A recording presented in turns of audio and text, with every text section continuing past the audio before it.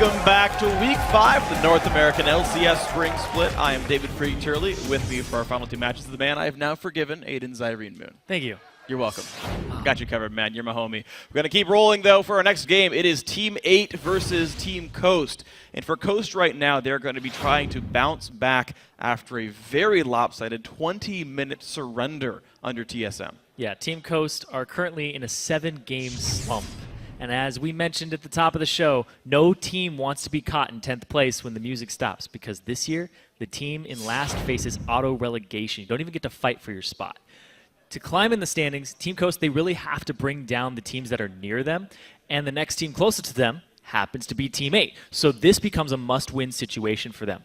Yeah, problem is, though, Team 8 were able to win this matchup back in Week 2. Of course, Team 8 hoping that that history will, of course, repeat itself. Yesterday, we saw the team that prides itself on team fighting getting undone in team fights. Yeah, they need patience in waiting for the right engages. They just can't jump into them all the time. And to help them make those calls, they need to get superior vision control. Otherwise, Coast won't have to outplay Team 8. They'll just have to wait for Team 8 to outplay themselves. And that's been happening a few times in the last couple of weeks, so we'll see if Team 8 can rein themselves in. Right now, we're going to check out the starting lineups, though. On the blue side is Team Coast with Chris in the top lane, Impaler in the jungle, ManCloud once again in mid, Mash on AD carry, and Sheep on support. And on the red side, it's Team 8. Cali Trolls in the top lane, Porpoise Pops in the jungle, Slooshy in mid, Maple Street on AD carry, and Dodo on support.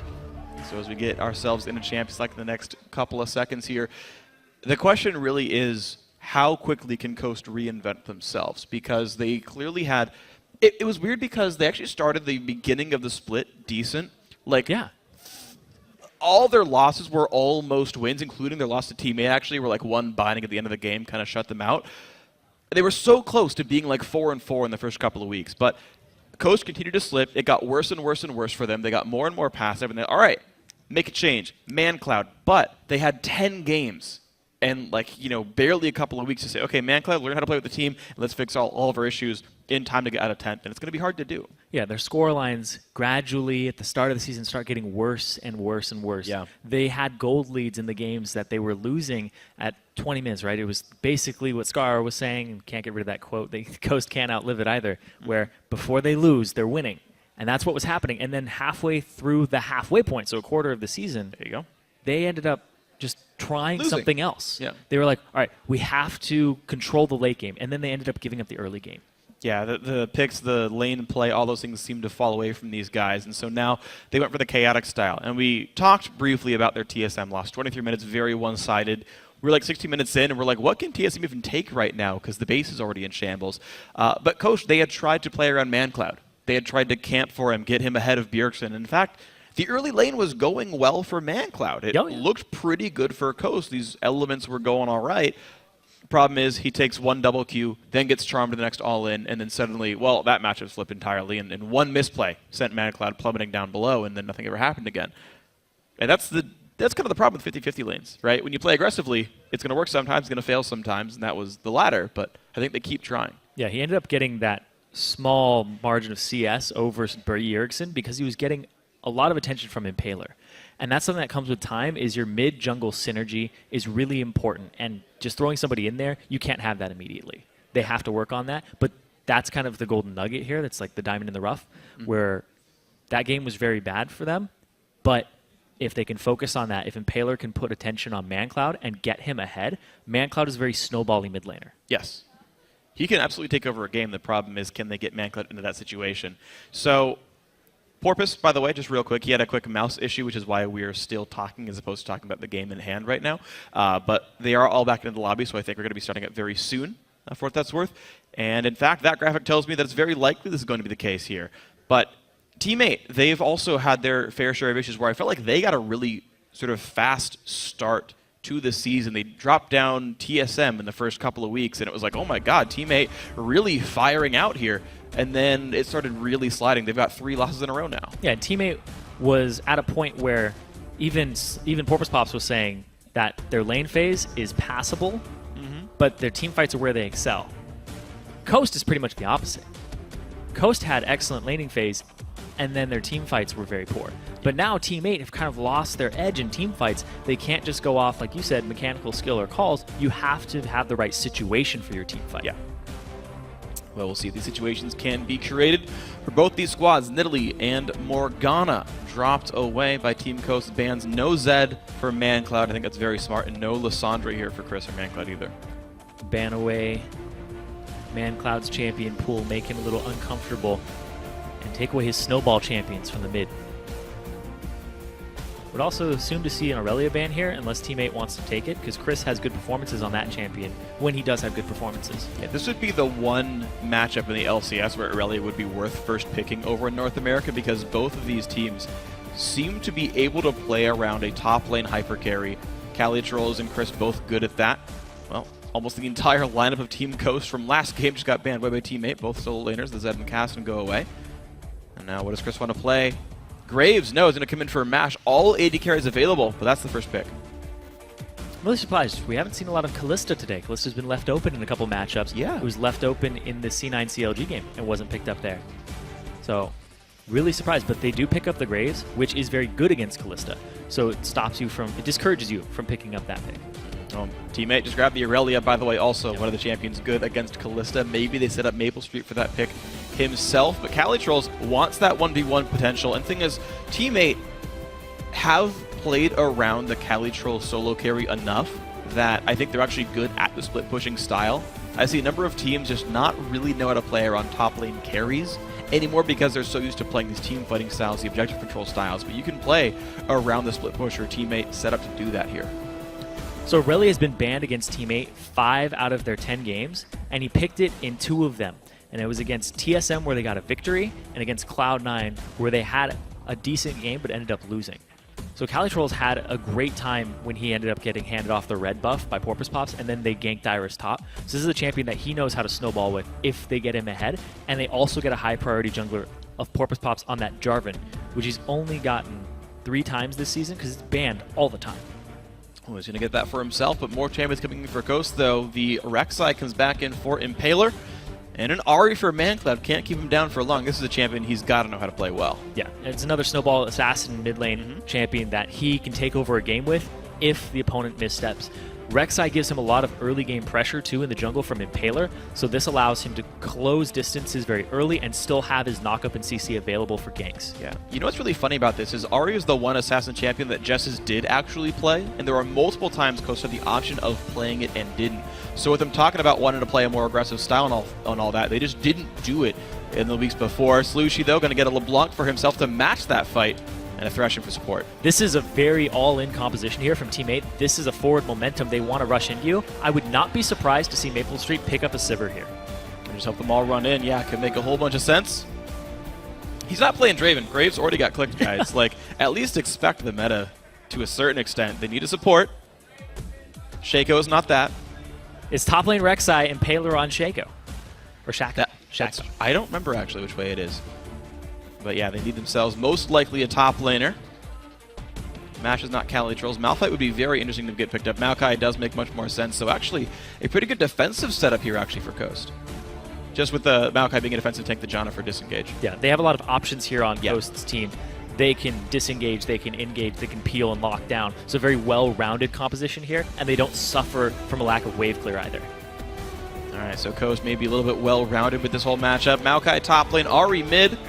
For what it's worth, I have seen LeBlanc tops in solo queue. It's not super common and competitive, but I always want to think that maybe it's there for teammate to play. It's like that old Alistar where you would headbutt auto attack. I see the LeBlancs rush a Trinity Force, W in auto with the Trinity Force proc, and then go back. Yep. It's just concentrating. It's not going to happen, but no. Anyway. It's unlikely here, but you got to see what team wants to go for with this team composition. You said a Sivir would make a whole bunch of sense. They do need themselves an AD carry, and it is. Good call there, Zyrene. Now, they do have some ways to pick fights because they can lantern out. Most of these guys can escape. They can Sivir ult away. Team Coast, kind of similarly, a very mobile team composition with an in and an out button. Yeah, you want to get to the back line here and pretty much just get to the Ahri, get to the Graves. But Janna's definitely going to dissuade you from doing that and prevent you from doing that a bunch as well. So this is actually a more like a Coast, even with Jesses on it, team composition from Coast. Yeah, it's all things you expect them to play here. And what's going to be interesting to me as well is watching some of the various lane matchups. Irelia is such a great hyper carry, getting a 1v1. What also interests me as an AD carry player is this bot lane matchup. So it is possible for Sivir Thresh to win, but I think Graves Janna has a small edge. The reason being, a couple of AD carries have been like, oh, you know, you just spell shield the buckshot and Sivir's going to be fine. But realistically, you can't reliably land all those spell shields, and otherwise you're just going to get poked out for a while, and you have to somehow land a Thresh hook with people playing around minions. So a lot of outplay potential is, I think, required for Teammate to do well in many of these lanes. I want to see if the lane swap comes out here too. Because when you're up against Team Coast, you usually think in lane swap. Or sorry, Teammate, you usually think lane swap to keep Calitrolls down. But they have shown that they can do a 4-man dive and get him rolling as well. Yeah, I want to see which way they actually go with that one. Of course, it's going to be a bunch of a fun game to watch. That was grammar. We're going to be checking in with you guys throughout the game that'll get your predictions, so be sure to send us hashtag CST win or hashtag T8 win to @LOL Esports. We will check in throughout the game to see how that poll stands. Guys, we are ready to go for Game 4 right here. Team Coast looking to climb out the bottom of the standings. Team 8 looking to make their way into playoff position with a game like this. And although this is a Team Coast composition that I said looks like something that they would have with Jessis on it, the fact that it's the same type of composition, they're really looking for ManCloud's style to define this mid lane in this matchup. We'll see if that style's going to work out. Impaler says the team is trying to shake off their passive approach, and in an effort, they're going to try to recapture a strong early game. We need to start playing like more proactively. We're just kind of rolling over and dying. I mean, at the start of the season, we'd be ahead all the time and then lose, but now we're just not getting there in the first place. So we just need to make more plays in lane phase and come out ahead far enough where we can just win the game. Well, they've got a chance at some of those lane matchups. As I said, I think Graves Janna could be pretty good in the 2-on-2. And if they do lane swap, Irelia is a pretty miserable lane swap champion. So you do expect this to go well for Coast based on the lineup, but execution is always important. Yeah, Teammate, you have multiple options in a lane swap. Of course, it's not always just clear cut. You can have your top laner TP in and soak up experience. And Irelia, like you said, it's kind of miserable for her. Teammate strikes me more of the 4-0 back when it was the buddy system jungle, where Calitrolls will just stick with Porpoise Pops, then they'll 4-man the top lane, and if the enemy top laner showed up, they'll kill him. This is cute. Teammate, they walked Maple Street through a ward and then recalled him. He's going to head top lane right here. Now, you notice that what Teammate did is actually they put 2 wards down with their invade, right? They watched the Janna, and if they went for the recall play, they'd see her recall with a second trinket here. So Teammate able to match the lanes as they wish. They will, in fact, find the 2-on-2. And an early teleport from Calitrolls Irelia means he'll be right there for the first bit of experience. And the thing, too, is they won't actually know that his TP is down, so they can't keep that timer. They don't see him walk to lane. They might guess that he TP'd. Yeah, but you could always walk through river. That's true. Yeah, you're right. You're right. If you're not 100% sure, do you really say it's down? Yeah, That's it's fair. kind of rough. So he's going to fast push this lane. He's going to force the TP out of Chris and shove it all the way up to the turret. Well, it's a level 2 Maokai all the same, so he's going to be nice and happy. He's going to get, okay, some of this goes under the turret. Whatever. Reset lane, a small XP lead for Chris all the same, and honestly, with the fact that Chris has extra potions coming into the lane because he got the TP in later with a bunch of gold, you expect that matchup to actually go Coast's way, which is exactly what they wanted to have happen. He actually came in with only health potions and a ward. So he has 5 health potions, a ward, and a Doran's ring. So he doesn't have mana potion, so he's not looking to bully him out by casting spells. He's looking to just try and trade with his inventory and then eventually bully him out. It's a very long process to do that. Yeah, that is the interesting thing, right, is because you've got all this extra health, you can take the, 45, 55 fights where you would go behind in health, but you've got more to back yourself up, so who cares? The ward also allows him to play aggressively and not get ganked by Porpoise, who, unfortunately, he's on your screen, had a bit of a mouse issue in the game as well, so he's going to fix his settings up, and hopefully we get ourselves back into the game soon.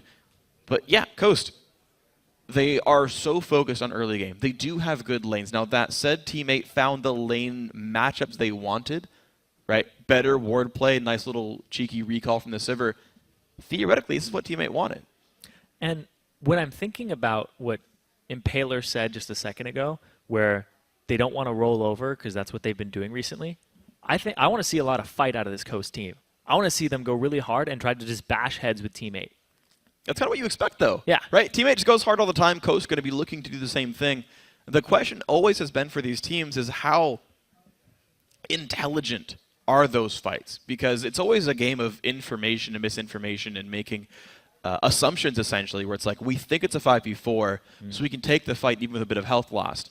And if you don't know they're actually around and ready to counter-engage on you, that can be tricky. And that's the prep. That's the pushing side minion wave so somebody has to deal with it. That's the taking of a turret and getting deeper vision. That's what allows you to pick those fights with more knowledge. And we'll see if these teams can do this halfway through the season here. Game 10 for both of these squads. Looking to make their way towards the top 6 for a playoff position. MASH already trading with Maple. And getting a good amount of health down off that Sivir. And right now, the fact that they got the 2-on-2 lane here means that Calitrolls isn't put behind. He gets all the CS that a top laner would want. And Aurelia, you want those items. You want to hit those spikes as soon as possible so that you're relevant and that you can get to that backline. Because lane swaps definitely hurt her a bunch.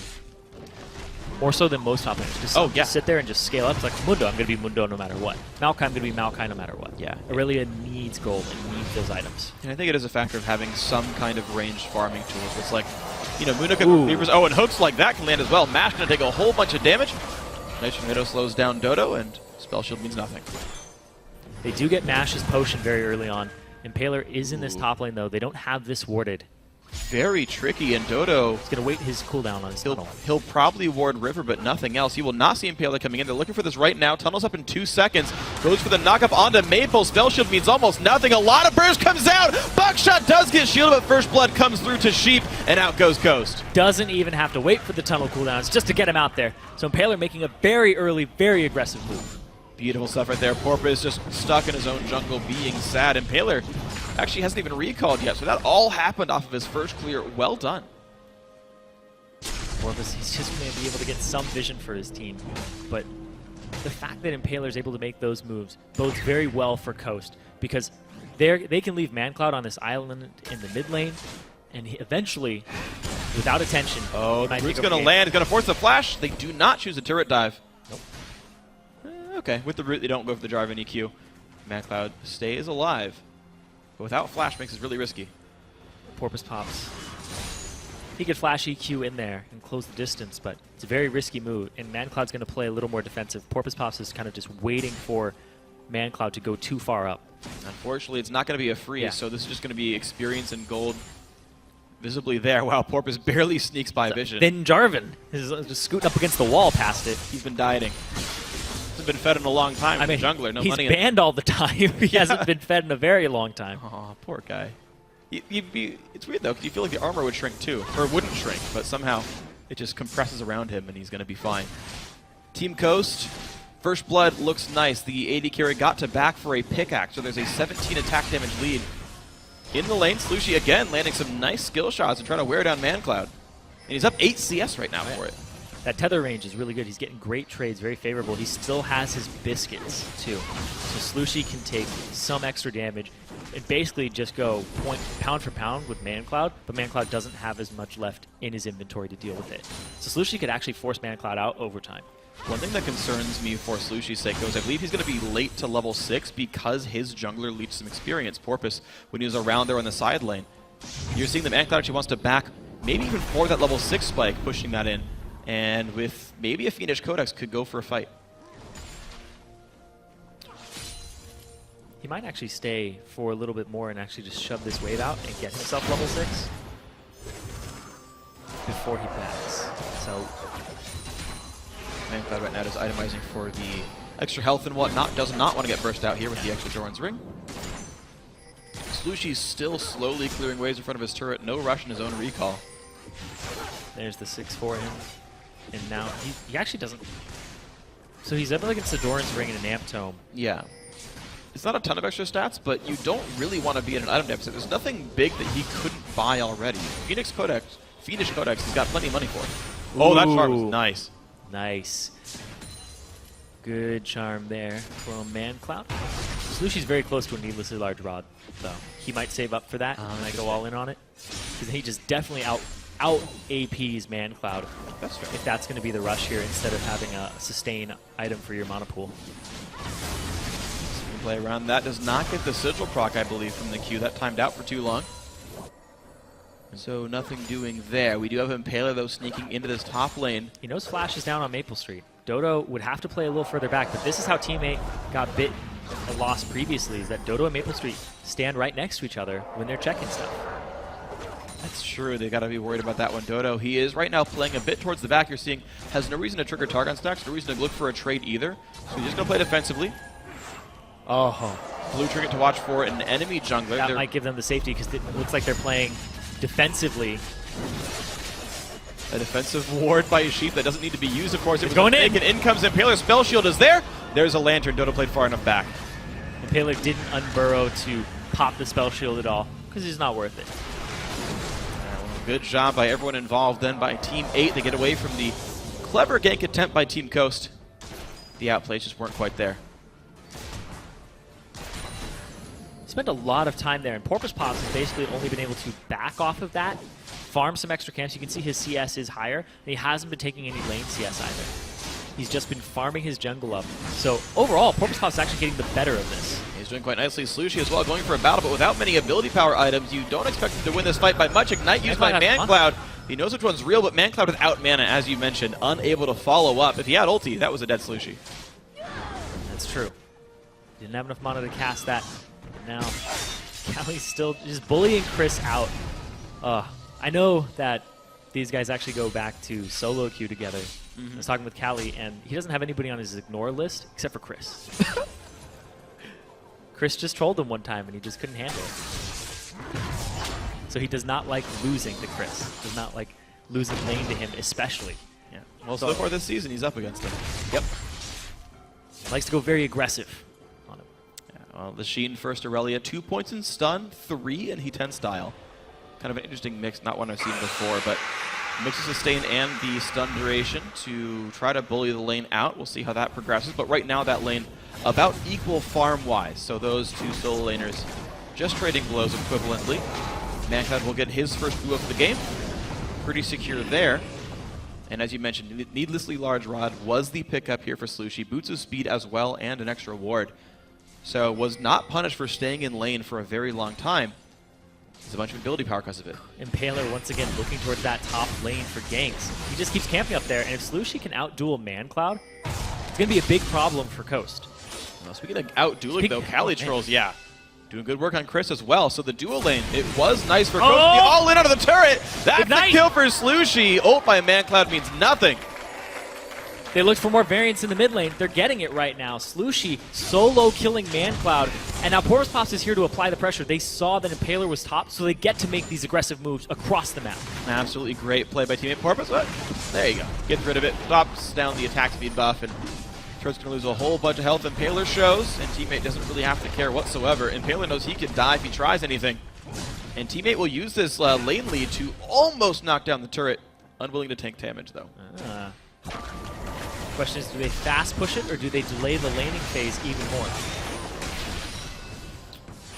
Well, speaking of laning phase, though, Cali Trolls, yeah, I don't think he can dive Chris just yet. But it's actually starting to work better and better for teammate. Look how far up Cali Trolls is playing.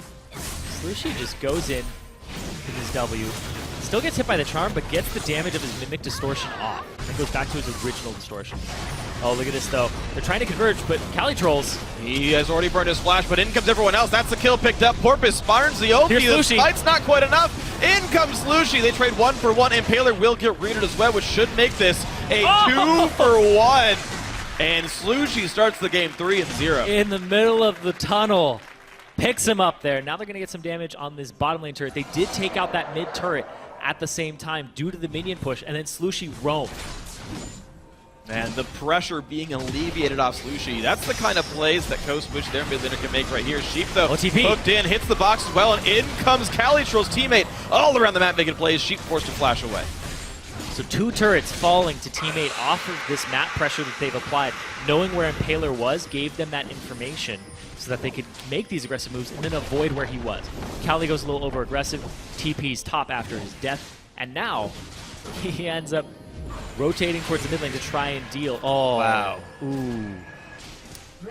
They say there's teleport advantage for Chris, but not anymore.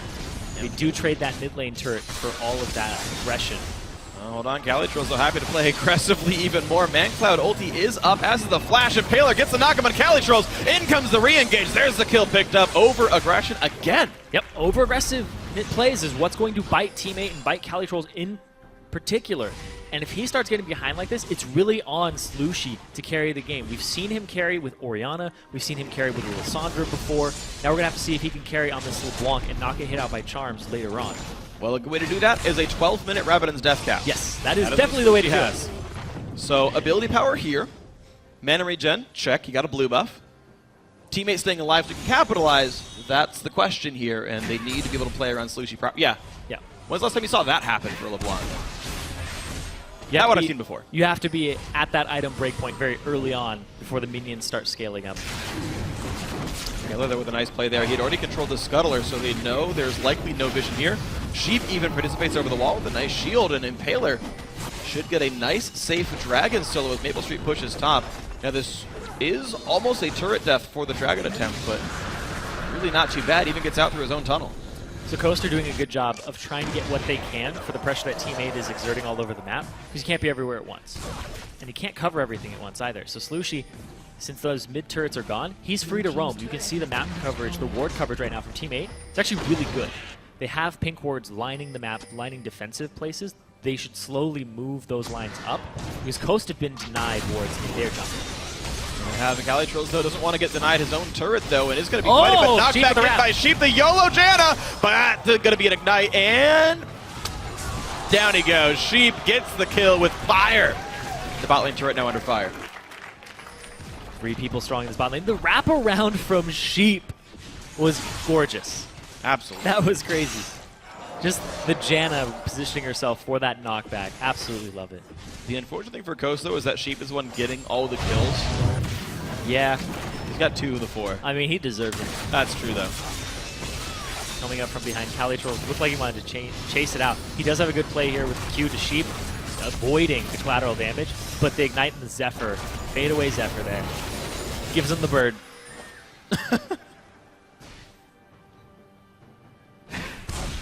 Well, Slushie, though. Placing a ward and jumping back. Good. He's getting that deep vision without a huge amount of risk because he knows where ManCloud was. Yeah, but that's the kind of things that Teammate need to use. They've already knocked down all 3 outer turrets. The next wave is so much harder. Look, you can rotate over to a lane and shove it down to your jungler. That's not too hard to do. The next ones, though, they got shields. The rotations are easier for the enemies. This is the test. Both junglers are at top right now. There's a pink ward in this bush, though. So Porpoise Pops is going to have to wrap around this. They did not see him. And nice safety by Chris to say, you know what? I don't know where Porpoise is. I don't want to sweep that ward out. I'll wait to see if Impaler can make some plays. You actually hide both tunnels in there, and you can't see the middle portion of it. But that's a good tunnel placement when you're wow. ManCloud forced to ult away. Slushie just hops right on back. It's a 40 CS lead in the mid lane.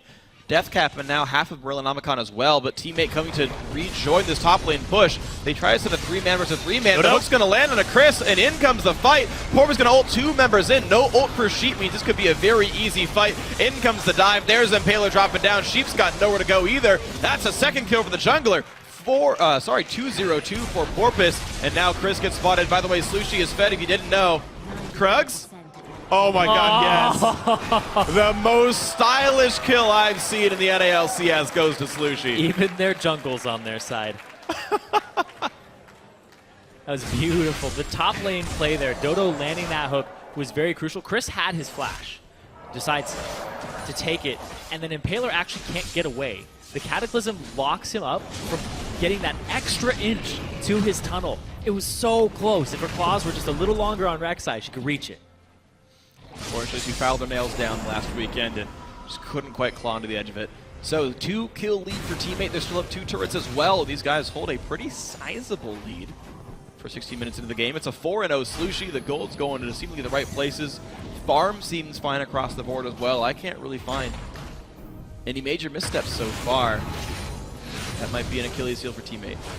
Calitrolls and over-aggression is the thing that'll bite one. them. If they continue to play the way that they are, they're going to really have to just look at Slushie and hope the kills keep falling on him. That's the thing here for Teammate. That's the caveat. Slushie does see this. Oh, good smite. Smite. Catching the ward that saw it in the first place, so just fine here for Coast. Impaler got 2 kills, Sheep still with 2 himself, and his ulti and summons are back up, so maybe more playmaking, more YOLO could happen here. Calitroll's going aggressive on Chris. Slushie is wrapping around this, but he's not going to be there in time. All right, so just defense from everyone. They're going to be fine. Coast, they don't want to roll over, and it's starting to happen again. You can see the ward lines start pushing up from Team 8. They are now slowly encroaching on the territory of Coast's jungle on that left side. They're getting closer and closer to these tier 2s and the ability to rotate and take objectives easier. So Team 8, the deeper wards come in. The Dragon, it's hard to get the exact timer. I think they have ways of inferring it if they're pressing tab at the right times. They know a rough Dragon timer here. It was taken in Fog of War, but there are clues that exist. Or you saw your lane opponent just have the Dragon come down on them. Yeah, so assuming they were keeping close tabs of things, they should know a decent timer for this one. 1 minute on Dragon. Blue buff will still be on Slushie while that comes up. And with a 4-0 Morella Namakan Death Cap LeBlanc, you expect him to be able to make a lot of plays for that. So far, the AD carry is just wave clearing in the distance, but getting minion waves under control is a good way to make sure you can take a Dragon safely. And they're rotating immediately towards this turret. They're getting the ward coverage they need on Team 8's side to make these types of plays. Coast, though, it's really hard to make aggressive moves when you're this behind on a LeBlanc this early on. Yeah. Because all the gold is funneled on her. Coast, granted, they do have gold, right? They have kills. Like you said, 2 of them are on Sheep. Yeah. That money went into Moby Boots and a Chalice, which, hey, is nice, but Janna is not going to always run out of mana anyway. You're not even looking to target her in the first place. Oh, Porpoise is here. Could be useless. Chris gets jumped on. There's the ult again from Porpoise. He just going to auto-attack him slowly but surely. There's the kill. Calitroll's tanked aggro and Impaler. Oh, he's going to flash away, and the chase still lands from Slushie. No kill to be had. Dragon's up in 10 seconds. Man, Slushie with the golden chains this game. They look like they have a little bigger hitbox than normal. Hey, he's doing a really good job of that one. One more wave to get pushed out. Nice and safe. Dragon's back up. Meanwhile, Maple Street's going to shove this mid-wave in so that they have the option of rotating towards that at any given time.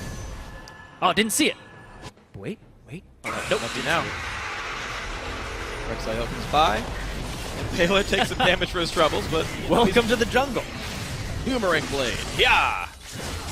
Down goes the wave, and as you mentioned, the easy rotate. Dragon's up. Team 8 gonna go ahead and take that basically off the respawn. That's, I would say, a fairly smart choice. Get it off the map. Chris is not here just yet. He does have his teleport.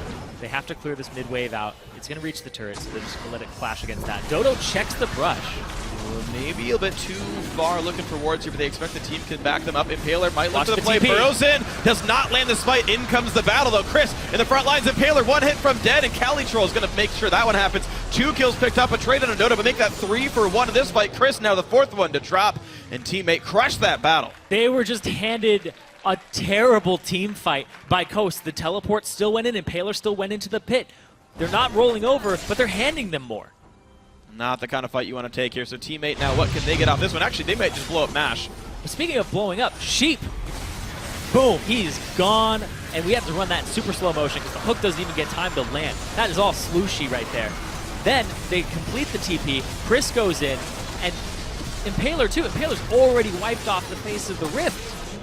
And they pick up a 4 for 1, just trading their support. And now they get even more map pressure, and they get to control waves and vision. Yeah, really strange that they chose to go in on this in the first place. They're not the best hard engaged team. It's a defensive tank. It's a defensive support.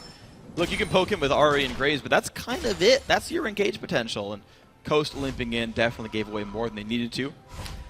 When you walk right into the hard engaged team, you allow the hard engaged team more or less margin for error for actually missing their abilities. Yeah. Like you're right in front of a Jarvan, he can EQ you, and he doesn't have to sacrifice the damage of EQing to close the gap to get to you. Right. It's the same thing with LeBlanc. You don't have to mimic your distortion to just QE somebody. Now you get to use all those abilities right on top of somebody. Yeah. And the pain is real when that happens here. So Team 8 exploding these poor champions. Looked like the magic just on Sheep mattered, but didn't do anything. Numbers Chris, advantage for Coast here, though. Face checks in. 3 versus 1. A lot of damage to Calitroll's. In comes Slushie. Can he turn it around? Calitroll's down to 500 health. Chris loses a third of the health bar. ManCloud lands the Q, but not quite enough of it. And out goes the Aurelia. Again, the attempt. Slushie forced a flash away from the charm. A turret will go over to Coast for their trouble. And now the other members of Team 8 are going to continue to press. There are 2 members in this mid lane. They have to worry about the wraparound, though, here from the remaining members of Coast. And back they go. The problem is, whoa, nope, just kidding. In they go. Porpoise goes in. He's got no fear whatsoever. No, Well, I guess the Scuttler did see the team was going in towards their own blue buff. He felt fairly safe. Mancloud's going to get that. No big deal here. But the 6-kill lead, Porpoise, if he EQ's up, yeah, okay. Can't kill the pink ward, but he'll get it later. He knows it's there. He'll come back for it. 4 warning hits. That's actually a lot of warning hits. It's true. Last one, he means business. But overall, teammate, they're starting to lose a little bit of ward control in that deeper jungle. Coast are recovering slowly but surely. And a lot of that was off of that top play that Calitrolls was picking a fight when he was outnumbered. He had to back up. They blew Slushy's flash. He wouldn't have had to blow his flash if that wasn't the situation. They give up that turret, too. So Coast gets a little bit of ground back. Yeah, it's good that they are not, as you said, sort of rolling over. They have given away some advantages, but they are certainly not playing past They're the trying game things. ends in front of them. And it's good that they are. You just have to make sure that you choose the right objective to contest, the right plays to make, and that's always the difficulty of League of Legends and why it's hard to shot call from behind. But Coast, hoping to turn the tide in this game. Calitrolls on a flank, kills a ward pretty easily. You can see teammate hoping to strangle away Vision. Yep, it's going to be Take away the bottom middle here between the two of them for teammate. Cali does have the option of shoving top wave too. Wow. Because he does have his teleport available, and he also got the green ward dropper. So he's going to be in a good spot to split push eventually. And I really like that choice to pick up the... Ooh. Yeah, that happens. So, And Void Staff's next. It gets worse soon. Giant shields on the turret. Siege on mid lane. This is going down very quickly. And it just doesn't even matter. A lot of damage on the Sivir means that turret dies right away. The Jarvan too tanky to die. With the 3 kills, he got a Giant spell and Now go enough bottom. health to survive. Exactly. Now go bottom. You push the wave. They get to rotate on this. They get all the vision. Coast can't go an unsafe route, so they have to go the long way on fear of being caught out. Yeah, and teammate even had the wards to put down to spot how the rotations were going. The Sight Stone from Oh, they land the charm. Oh, they're going to try. The turret's almost gone. It gets shielded by Janna, though, and they can't quite all in it. But they still kill the Rek'Sai, but now Calitrolls in a bad spot, and the backside mash will find Dodo, and teammate maybe a little bit too aggressively. That turret helping quite a bit, making it a 2-1 for Coast. That turret stayed up a lot longer than it should have, but the charm landing from Mancloud was perfect. Right on the backside of the turret, was able to pick up a 2-for-1 there for Coast. They're getting some ground back, but it's what they do with these kills. They're going to have to shove this bottom wave up and get a turret in response. You're going to see it here, hitting Calitrolls and immediately flash, twisted advance, Impaler's in there at the same time with the knockup. Really good collapse by Coast there, and then they separate Dodo and pick him off at the end of the fight. Yeah, really nice layered AoE there by Team Coast. The playmaking was just there, just barely, and you just imagine what would have happened if they had the gold to have 1 or 2 more sort of backing items to make that team fight work a bit better. Bot lane outer goes down as well, and Team Coast have equalized the outer turret line. Teammates' advantage, though, was still the fact that they've taken 2 of the second tier. It's so hard to slingshot back, though, when your tier 2s are taken and having to get their tier 2s. It's a whole lot of distance to cover without any defense. Yeah. You hope that your team has something to disengage, and they do. They have the Janna. They have something that'll stop these engages, but it's a Sivir. She could run you down very easily. She can run you down, and that makes life hard sometimes, so Team Coast have to make very smart choices. I do, however, think that Janna into Sivir is pretty strong, it's a because good matchup. Sivir's move speed is front-loaded. So if you jump on in and the 2 to 4 seconds runs out based on ulti rank, you get knocked back. Then you're down to like this kind of mediocre move speed buff that you can kite away from for the rest of it. So there are some good things to be said about this Coast team comp and how it's going to interact with teammate. Problem is, interactions don't mean as much when a gold lead's this big. Dragon number 2 should be pretty clean for teammate as well, and they are continuing to, despite losing the occasional team fight, controlling the map. Yep. Oh, Chris and Callie going at it again. Oh, Impaler got caught! And Ignite is all that he needs. Distortion unrequired, and suddenly Chris in the wrong side of this one. He does jump on over to Slushy, but is the damage going to be enough? Misses the E, and in comes Mancloud that looks to try to make the play, can't quite do it. In comes Dodo. He lands the hook on Mancloud. Do they have enough damage, though? Yes, they do. First one comes in comes Porpoise, but Sheep has something to say about this one. Chris surviving for a couple of seconds. They do trade a kill back, but Sheep will finally die under the turret, making an overall 4-for-1. This is the teammate that people saw glimpses of in the first few weeks. This type of team fight. Very hectic, all in, 4-for-1 trade in favor of teammate. They get themselves a turret, catching Impaler out and immediately capitalizing off of it with the collapse. Great call there by teammate to know their limits and know how far they can go. Impaler used his ultimate to get to the wolves there, And then he wasn't looking. He was watching Cali Trolls fighting Chris. And that's why he didn't sense him with the Tremor Sense. They continue to draw this out. Everybody's collapsing. MASH is doing red at this point. MASH is way across the map. They know he's doing it too. They saw him with the ward, so they say go. This is a 4-on-5, guaranteed. With Rek'Sai out of the fight, it's a 4-on-3. Chris out, boom. They keep going. They tank the turret. Maple Street will stand there and take as many shots as he can, and then the minion wave is up there to do the rest of the work. And you can see what Teammate can do with a gold lead and with some turrets being down to allow them this sort of free-flowing, running across the map, picking Coast off unaware, and it seems like Coast, unfortunately, are still in the business of rolling over in these games. They are trying to find the advantages, but they're not executing them very well. They're still falling behind early on, as well as in the mid-game. Teammate now looking to snowball the lead with a 28-minute Baron here. That Coast, at this point, are so beat down they can't contest. They have no idea. They don't have the ward coverage for this, and Teammate has kind of strangled off that left side of the map from them completely.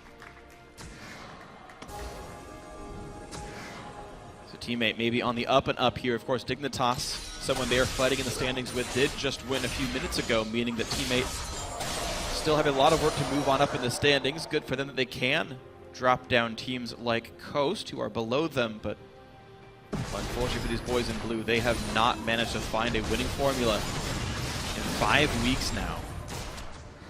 It's very worrying for the fans here. Whenever I'd watch Teammates' games in Challenger, the games where Slushy carried were the more controlled games. The games where Cali Trolls carried were the very hectic games where he would end up with like 10 kills on a Fizz, and it's like, what is he doing? He's going absolutely crazy. And sometimes the rest of his team would suffer from like the dives and the over-aggression. When Slushy has a lot of the gold, this is what happens. It's very controlled, poke somebody out, get an objective. Keep in mind, Macklin has the Missile Scepter, so he actually has magic resist, and it just doesn't matter.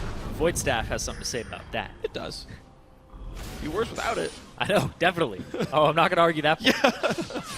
But, Split push coming out here from Cali Trolls. Baron buff, splitting it up is a great strategy. Chris is going to sit in it and try to tank some. buys time for MASH. Smart choice. Oh, but that's a number allocation of 2 people to the top.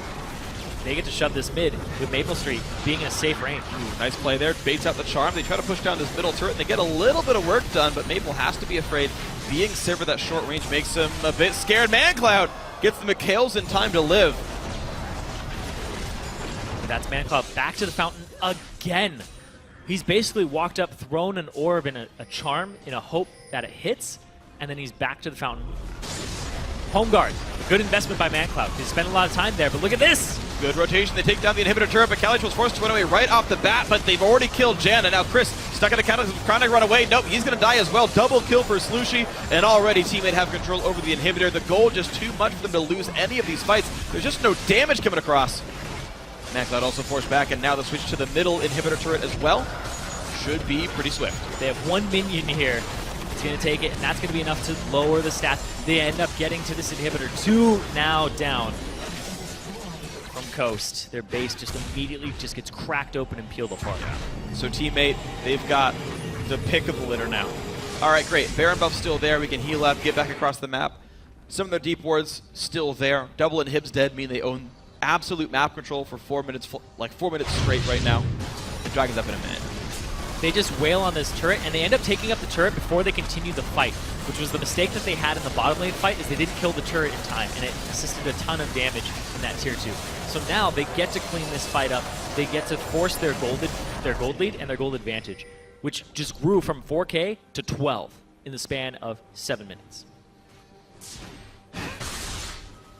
Absolutely great job by Teammate of snowballing this lead. Looking for fights, sometimes recklessly, but at least they've been working out. Calitro's waiting for the minion wave to build up sort of together, have the melees kind of crunch, and then he can push that wave in. It'll create a lot of pressure for Coast to deal with. Bot lane now the dedicated siege though of the team. Baron buff has timed out, so they're only regular minions. Teammate ended up winning a little bit of the laning phase too, off of aggression in the top lane, which was the bottom lane, and the mid lane, where Slushy got that solo kill. Really opened up the map for them to start that snowball. That's where it all originated from. And look at this, the East Coast just can't even put up a fight at this point.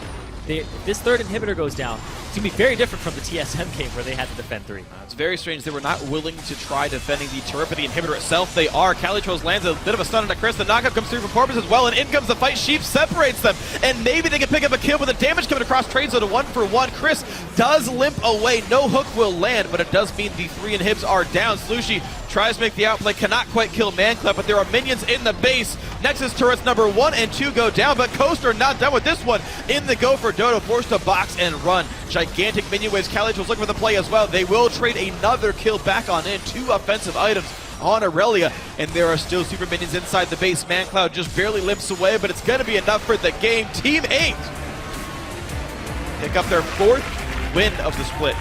2-0 against Coast. And they desperately needed that to put more distance between themselves and the auto-relegation. And also to start getting into the conversation of the middle teams again. This team needs to go back to their roots, and we saw a lot of that there. The team fighting, the correct team fighting. That's when Team 8 looks best. Yeah. Well, I gotta say though, some of that just feels like an insurmountable gold lead, saying that any fight you take is going to work. That bot lane tier 2 turret fight is one that I think of as like, you know, teammate, if you weren't ahead 6,000 gold right then, it would have been a pretty rough situation for you. If you hadn't gotten the Slushy outplays in the mid lane, it would have been a rough situation for you. Of course, those things did exist, but it just feels like Team 8 still looking like Team 8, where it's like, yeah, these are the games you kind of expect them to win. Coast having a very rough split so far, and it's just sort of a fair bit of chaos with a gold lead. A lot of chaos from Team 8. It's fair. A little bit more controlled this game. Yeah. A little bit more restraint. But even then, it just looks absolutely crazy. Slushy, with a standout performance there, the solo kill in the mid lane really opened up the map, and Porpoise to be there to capitalize off of it. They really just kept tabs on Impaler coming into this game, knew where he was, and they would immediately push or apply pressure on the other side. When you know where the jungler is in your Calitrolls, it allows you to go all in on your lane opponent. Yeah, you're absolutely right there, and it seemed like the lane aggression tended to be quite good. You mentioned the fact that they were keeping tabs on Impaler. I gotta agree, some good deep wards came in from Slushy. Porpoise did some very similar things as well, went for a sight stone on the jungle, right? Tried to get the vision control to keep those plays from happening, and yeah, they kept Impaler down. His tools were fairly blunt, not much impaling done by that Rek'Sai. You know, some definitely good plays by Team 8. You know, we're 10 games in, and I just don't feel like they pass many scary tests. The scary test. Yeah. Right, they took down TSM once, and that was really good. Yeah. Right, but you're looking at right here where they stand in the standings. They're still in the promotion tournament zone. They're still down here in the sort of bottom 4 spots, and that's a rough situation to be in. Of course, it's a win, right? They're obviously moving up here, but I'm not convinced by them the same way I am by teams like C9 and Gravity, who really are surging up the standings. Yeah. The thing here, though, the takeaway from me on Team 8 is they've definitely taken a look at their award game and how to advance their award game, because that's a quick win for them. Right? That is a win where you see an advantage, you take that advantage off of your opponent's mistakes. Sometimes sometimes you get handed those, sometimes you don't. Okay. But the fact that they're able to get those tier 1 turrets, then close out the tier 2 very systematically, and get the inhib turrets very quickly, and cause the right kinds of pressure, right? Calitrolls can split push. He needs 2 people to deal with him. Immediately send everybody else to shove mid. That type of strategy and shot calling is what we're seeing from the top teams. It's a glimmer of it, but that's what Team 8 needs to start being in the conversation for the middle of the pack. All right, so glimpses of hope for Team 8. Maybe they can keep that upward trend happening. Gonna see if they can do it throughout the rest of the split. But for more, let's throw it down to Riv, who's standing by on the red side.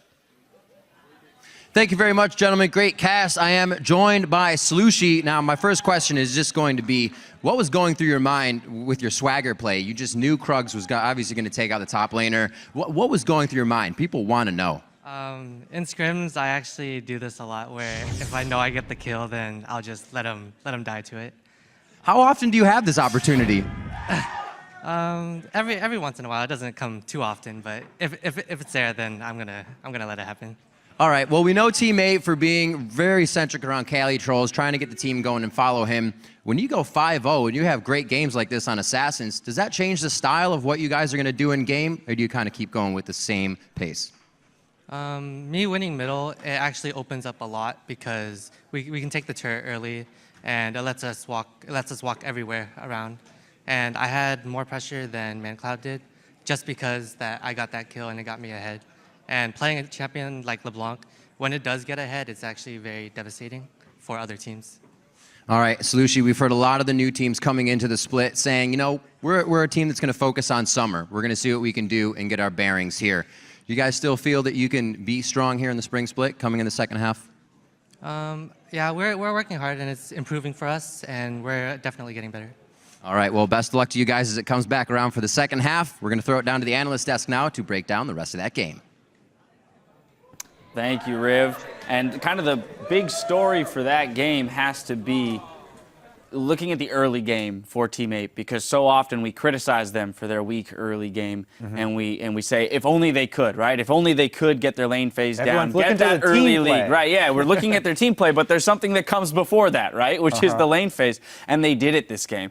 And a lot of that was on the back of Slushy, the man that Riv just interviewed. Yeah, I mean, everyone talks about Cali trolls when they're talking about Team 8, but this game was all Slushy. This was textbook how you take over a game as a mid laner. Solo kills mid lane, takes the turret, starts roaming, and affects the entire map. So let's bring up... Yeah, let's bring it up. We've got a nice little montage here to celebrate the man, the myth, the legend in the mid lane after one game, Slushy. So we're going to go ahead and roll right through this. First, you got the solo kill mid lane. And this is, I mean, this is big, a big boon to confidence for one. And this was a long time in the makings. He was winning this lane for the entire early game. He came back with that needlessly large rod, so he had the huge burst. And then, after you win your lane and you take that turret, start roaming across the map, take your advantage elsewhere. He gets the other side lane's control. All right, there's always... Oh, this is pretty fantastic here. The I love that prediction play. of the flash. Even though he doesn't get a kill, Yep. just a beautiful chain right there. Yep. Definitely shows that his head was in the right place for this game, in the position to make plays. And then, of course... Yes, the infamous Krugs the play. swag Krug kill. The true sign of a great assassin is being able to use your surroundings to your advantage. And Slushy's Krug training does pay off here. He goes for that James Bond villain type kill where he just feeds the enemy to his pets and lets them finish the dirty work. He's all about that Krug life, for sure. But, you know, we also, too, a lot when we talk about Team 8, we focus on Cali Trolls in the top lane being the one and only carry. And I think what this game did was illustrate the fact that there is more than, you know, a singular entity on Team 8 that can propel the team to victory. Definitely, he showed up, and he continued the good play for the whole game. It wasn't like he got ahead early, and then he started overextending, he got himself into bad positions. He didn't die. He kept on scoring kills through the entire game, and it was solo play, which usually we're looking for that team play from Team 8, but Slushy really stepped up. All right, yeah, that's about all there is with that game. Solid play by them individually in the early game, using that to their advantage going into the late. We're going to take one final break, but when we come back, Team Impulse will square off against Gravity, so stay tuned. Swag. Going to keep rolling, though, for our next game. It is Team 8 versus Team Coast. In comes Slushy. They trade 1-for-1. Impaler will get greeted as well, which should make this a 2-for-1. Good, we got the Janet. Rek'Sai, back up. Get the Rek'Sai, Get Rek'Sai. Ari. Nice. Marco, nice. Rotate bottom. We got a big wave. Bottom. Oh, they land the charm. Oh, they're going to try. The turret's almost gone. It gets shielded by Janet, though, and they can't quite all in it. But they still kill the Rek'Sai, but now Calitro's in a bad spot. And they take down the inhibitor turret, but Calitro's forced to run away right off the bat, but they've already killed Janet. Now Chris stuck in the counter, trying to run away. Nope, he's going to die as well. Double kill for Slushy. Team 8 pick up their 4th win of the split.